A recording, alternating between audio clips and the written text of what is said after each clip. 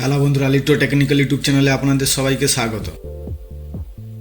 বন্ধুরা, এই ভিডিওটি একজন বন্ধুর অনুরোধে একটি নতুন বেস্টনের সার্কিট ডায়াগ্রাম তৈরি করে দেখাবো। বন্ধুরা, এই বেস্টনের সার্কিটটি 3055 ট্রানজিস্টারের যে অডিও বোর্ড পাওয়া যায় সেই অডিও বোর্ডের বেস্টনের সার্কিট ডায়াগ্রাম। এই সার্কিটের বেস্টনের কোয়ালিটি খুবই ভালো এবং খুব সহজ এবং সাধারণ একটি সার্কিট ডায়াগ্রাম। তাই বন্ধুরা, আপনারা খুব সহজে এই সার্কিট ডায়াগ্রামটি আপনারা তৈরি করতে পারবেন। বন্ধুরা, এই সার্কিট ডায়াগ্রামটি তৈরি করার আগে আপনাদের একটা কথা বলে রাখি। বন্ধুরা, ভিডিওটি আপনাদের কেমন লেগেছে কমেন্ট করে যাবেন এবং বন্ধুদের মধ্যে শেয়ার করে দিবেন। আর ভিডিওটি যদি আপনাদের ভালো লাগে তাহলে ভিডিওটিতে একটা লাইক করে দিন এবং চ্যানেলে যদি নতুন হয়ে থাকেন তাহলে চ্যানেলটিকে সাবস্ক্রাইব করে নোটিফিকেশন অন করে রাখুন সবার আগে ভিডিও পাওয়ার জন্য। বন্ধুরা, এবার আসবো এই পাওয়ারফুল বেস্টনের সার্কিট ডায়াগ্রামে। বন্ধুরা, এই সার্কিট ডায়াগ্রামটি তৈরি করার জন্য আমাদের এখানে একটি পজিটিভ লাইন আর একটি গ্রাউন্ডের লাইন নিতে হবে। বন্ধুরা, এরপর এই পজিটিভ লাইনে একটি 1.5K রেজিস্টার দিয়ে পজিটিভ 12 ভোল্টের সাপ্লাই দিতে হবে। বন্ধুরা, এই বেস্টনের সার্কিটটি তৈরি করার জন্য আমরা এখানে BC548 তিনটি ট্রানজিস্টার ইউজ করব।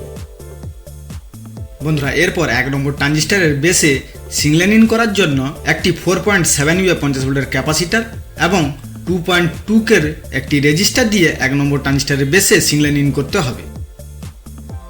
বন্ধুরা, এই ট্রানজিস্টারের মিডিল লেগটি হলো বেস এবং এই তীরচিহ্ন লেগটি হলো অ্যামিটার এবং ওপরের লেগটি হলো কালেক্টর।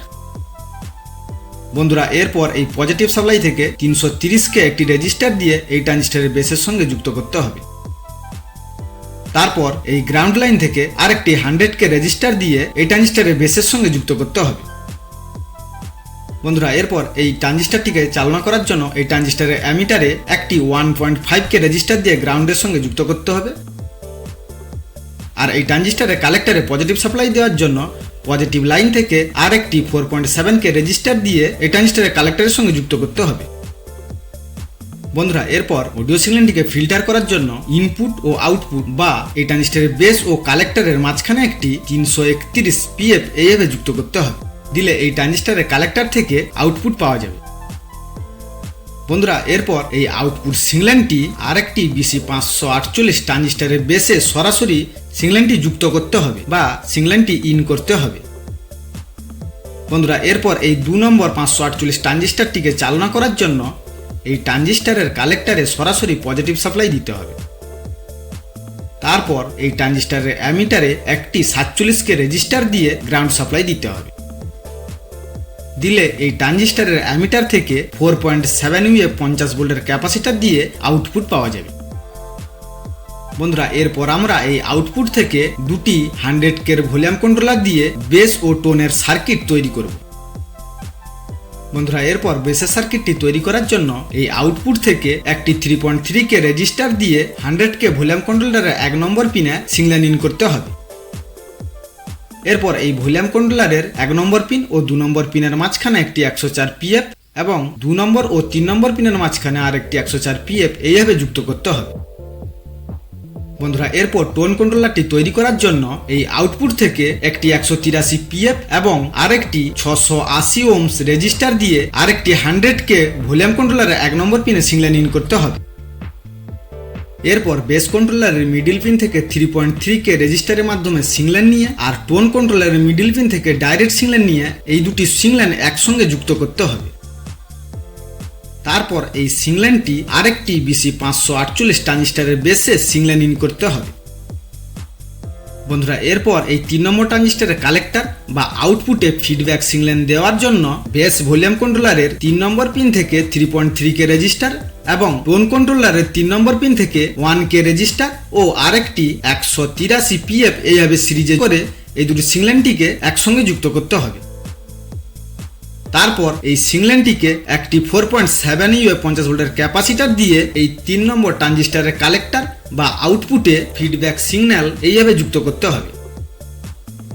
বন্ধুরা, এরপর পজিটিভ সাপ্লাই থেকে 220K একটি রেজিস্টার দিয়ে এই 3 নম্বর ট্রানজিস্টারের বেসের সঙ্গে যুক্ত করতে হবে এবং গ্রাউন্ড লাইন থেকে একটি 47K রেজিস্টার দিয়ে এই 3 নম্বর ট্রানজিস্টারের বেসে যুক্ত করতে হবে।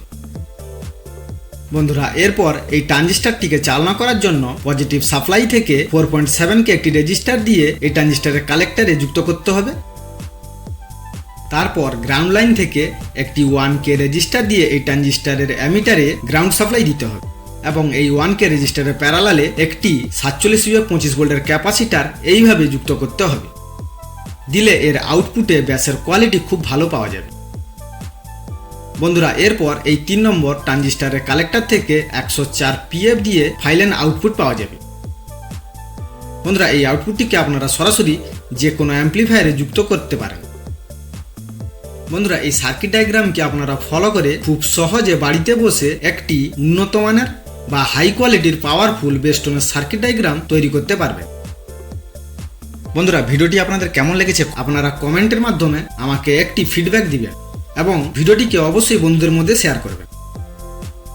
বন্ধুরা ভিডিওটি যদি আপনাদের একটু হলেও ভালো লেগে থাকে বা ভিডিওটি আপনাদের কাছে যদি মূল্যবান বলে মনে হয় তাহলে ভিডিওটিতে একটা লাইক করে দিন এবং চ্যানেলে যদি নতুন হয়ে থাকেন তাহলে চ্যানেলটিকে সাবস্ক্রাইব করে নোটিফিকেশন অন করে রাখুন সবার আগে ভিডিও পাওয়ার জন্য। বন্ধুরা ভিডিওটি মনোযোগ দিয়ে এবং আপনাদের মূল্যবান সময় দিয়ে শেষ পর্যন্ত দেখার জন্য আপনাদের অসংখ্য ধন্যবাদ। দেখা হবে নেক্সট ভিডিওতে।